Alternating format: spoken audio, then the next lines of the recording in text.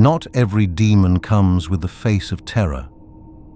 Some come with beauty, and their danger is hidden beneath a fair appearance.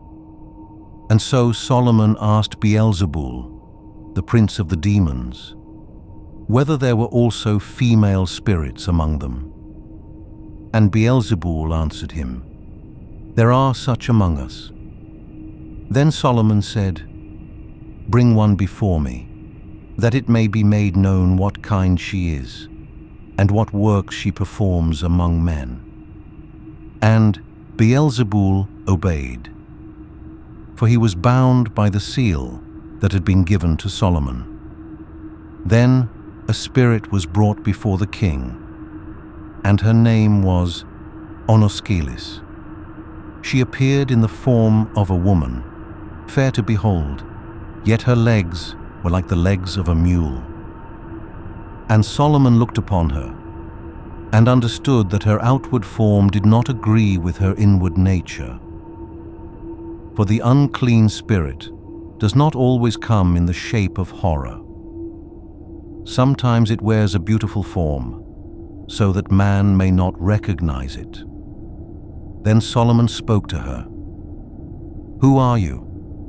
Name yourself.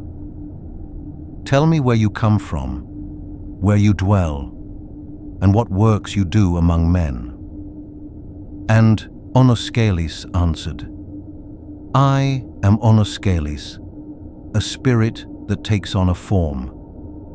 Then her name was made known, and what was named before Solomon could no longer remain hidden, for the seal lay upon her, and above her stood the name of God. And Solomon said, "Speak now, and hide nothing, for you have been brought forth by Beelzeboul, and you stand beneath the seal that commands you." Then Onoskelis answered and said, "I am a spirit who often dwells among men. I sit in caves and wander near the abysses. I seek the cliffs and the places where man is alone. And I also have my dwelling in a cave of gold." And Solomon heard her words. Then he understood that she did not speak only of rocks, nor only of hidden places of the earth. For the glitter of gold tests the heart of man. And where the eye desires before the heart fears God, there deception finds a way. But Solomon spoke again, "What works do you perform among men?" And Onoskelis answered, "I seduce men. I draw near to them, and cause them to turn aside from their way. I seek those whose mind is unsteady.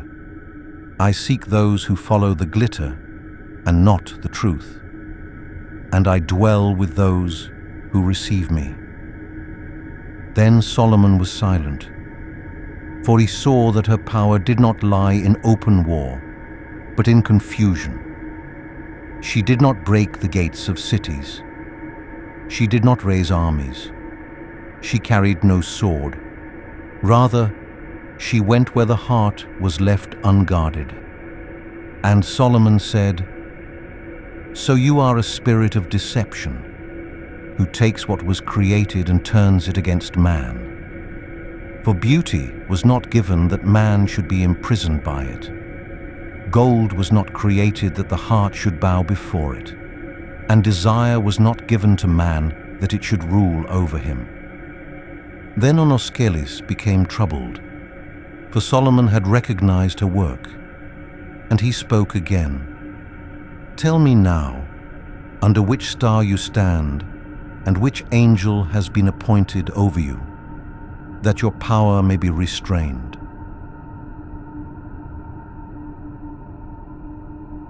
And Solomon asked her, "Under which star do you stand? And by what power are you restrained?"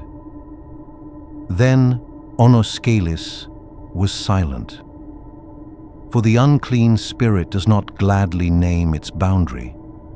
And what works in darkness fears the word that binds it. But Solomon said, "Speak, for you do not stand before a man, but before the seal that has been given by God's permission." Then Onoskelis answered and said, "I stand under the sign of the moon. When the moon is full, my work among men grows strong. For I take the brightness that is not from myself, and I turn it into deception. I take the desire that awakens in man, and I lead it away from its Lord."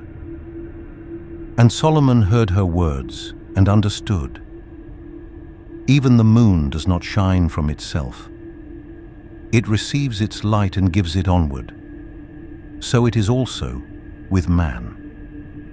When he receives the light and knows his Creator, his path becomes bright. But when he takes the light, he has received as though it were his own. Then his brightness becomes a trial. Therefore Solomon said, "All light belongs to the Lord, and all beauty is pure, only when it does not lead away from obedience. For man should look upon what was created and praise the Creator. He should not stop before the created thing and lose his heart to it." Then Onoskelis became troubled, and Solomon spoke again. "Tell me now, which angel has been appointed over you? Who restrains you when your path is limited?" Then her face was distorted, and she wished to remain silent. But the seal pressed upon her, and the name of God left her no room. Then she said, "Yoel." When this name was spoken, her secret was broken. For every unclean spirit has a boundary, and no darkness goes further than God allows. Then Solomon praised the Lord and said, "Blessed be God, who orders the stars and sets a measure for the spirits. Blessed be he who makes the hidden things known and humbles the pride of darkness." And after Onoskelis had spoken the name of the angel, Solomon said, "Now your boundary is made known. Your name has been named, your sign has been named, and the angel who restrains you is hidden no longer. Therefore you shall no longer wander freely among men, nor shall you blind their eyes with the brightness that passes away." Then Solomon commanded that Onoskelis be bound by the seal that had been given to him. And he spoke over her the name of God, before whom the unclean spirits tremble. Then her power was bent down, not by iron, not by the hand of man, not by the strength of a king, but by the Lord, who calls the hidden things into the light and sets a measure for all that has been created. And Solomon said, "You have lured man with brightness. Now you shall serve at the house that is being built for the name of God. You have confused the eye. Now your hands shall labor. You have laid threads of deception. Now you shall spin hemp for the ropes of the temple." Then Onoskelis was appointed to spin hemp for the ropes that were needed in the building of the house. And this was a sign. What had become a temptation to man was now made to serve the work of God. For the Lord can bring low what is low, and he can place even what is bound under his command. And Solomon praised God and said, "Blessed be the Lord, who tests the hearts and judges the spirits. He makes deception known. He sets a boundary for desire, and he brings man back when man turns toward him. For man is not saved by brightness, nor by gold, nor by form, nor by desire. But the fear of God is the beginning of wisdom. So Onoskelis was bound, and her work was turned to the service of the house of the Lord. And after Onoskelis had been bound, Solomon was silent, for he saw that the Lord judges not only the loud powers, but also the quiet ones. Not only those who come with violence, but also those who appear with brightness. Then Solomon understood. Man is not tested by the sword alone. He is also tested by the eye, by desire, by what appears beautiful and yet leads away from obedience. For everything God has created is a sign. But when man stops before the sign and forgets the Lord of the sign, then even beauty itself becomes a trial to him. So the demoness, who had wandered near cliffs and dwelt in caves, was subjected to the building of the temple, and the brightness by which she had deceived men was taken from her. For she had to labor at the ropes of the house that did not belong to her name, but to the name of the Lord. Then Solomon praised God, who brings low the power of darkness and turns its work.